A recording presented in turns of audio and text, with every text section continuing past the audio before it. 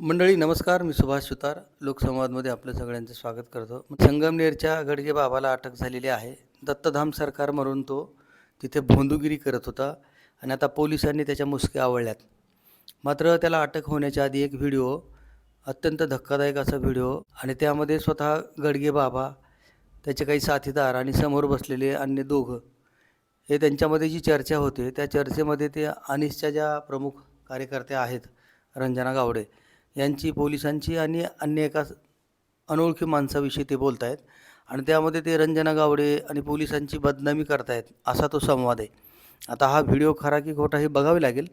मात्र स्वतः भोंदूबाबा गडगे आणि त्याचे इतर साथीदार या चर्चेमध्ये सहभागी झाल्याचं आपल्याला दिसतंय.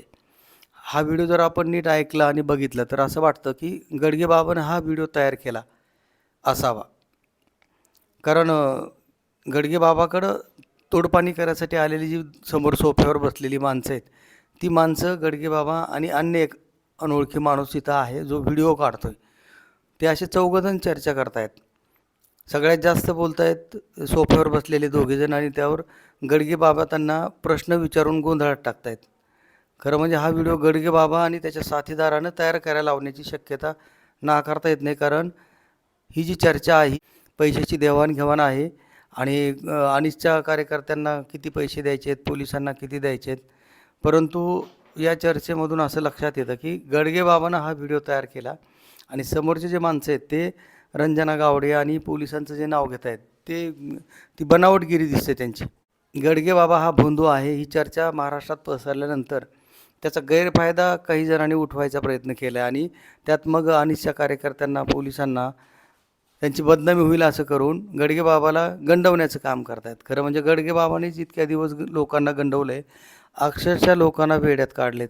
कोणते मॅडम पण नाही परत तुम्हाला तुम्ही दोन मॅडम आहेत. नाही दोन नाही एकच मॅडम आहे, रंजना मॅडम. त्या किती बरं ऐका एक मिनिट, मी बोललो आता ते 5 मिनिटं त्याचं उठा मी आता मी त्यांचे तेच म्हटलो ते 5 मिनिट 5 उठा असं फायनल. हा परत मी घेऊन घे. एक मिनिट. एलसीबी वाल्यांचं म्हणणं असं त्यांचं सिंगर साहेबांचं ते 3 म्हणते त्याच्यावरती ठाण. बरं यांची रंजना मॅडमचे 5 ते वेगळं आहे, त्यांचा डिपार्टमेंट ते माहिती आहे माहिती अधिकारामध्ये गेले. रंजना आपलं काय रंजना गावांमध्ये यांचे किती 5 3 कोणचे आपले यांचं काय नाही राहत, पण ते विषय काय झाला ते त्यांना कनेक्ट झाले. नाव असेल ना काही गावांचे सर अरविंद गावांचे, अरविंद गावंदे त्यांचे श्रामपूरचे खेडे ते आपले त्यांचे किती 3 म्हणते डीवायएसपी वाटत आहे ना. डीवायएसपी हा बरोबर. बोलणं करून हे घेऊ. सुरेश ऐकून घे सर्व फायनल करा.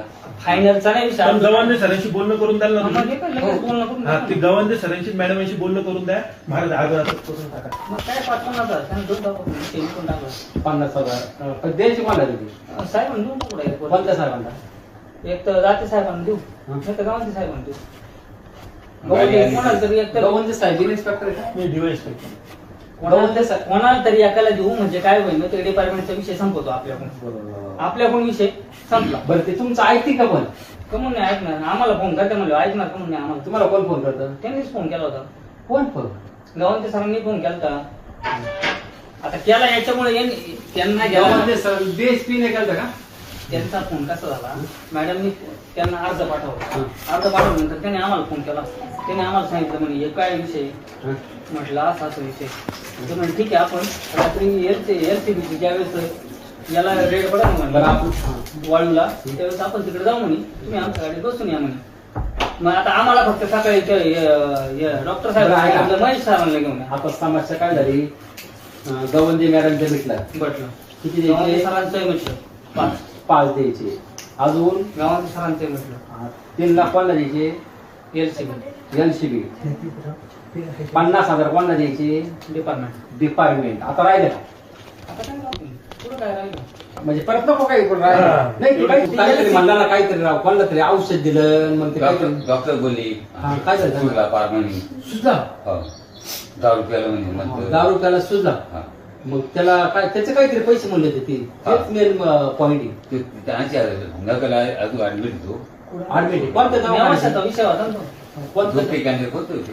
हा? झोपे कोणतं? नोबेल पण मोबाईल हा बरोबर तिथं होतं. कोणता दवाखाना तीन सांगितलं होतं. नोबेल झालं ना तुमचं किती हजार खर्च झाला त्याला? 80,000 रुपये खर्च 80,000. हा. बरं त्याला किती द्यायचे आता काहीच नाही करतात मी केलं सगळं नाही अजून ते काहीतरी 8 जण आहे म्हणजे 9 जणांचं काय करत 9 जण केस करणार तुम्ही म्हणजे त्याला द्यावं लागलं असं काहीतरी बोलले होते तुम्ही. नाही मी नाही म्हणत नंतर तमाशा नको आपल्याला नाही बरोबर जे ते आत्ताच क्लिअर करून घेतलं बरोबर. हो. ते नेवाशात पेशंट ना ते हा. नितीन मला सगळं 80,000 रुपये त्याचं बिल त्याला किती द्यायची 80,000 रुपये बिल त्याचं सगळं त्याला द्यायची 80,000 बिल आहे त्याचं तर आपण आपल्याला किती द्यायची मग 80 द्यायचे ना मग जास्त बरं द्यायचे त्याला 80 द्यायची हा, मग काय नाव आहे त्या माणसाचं मला नाही माहिती.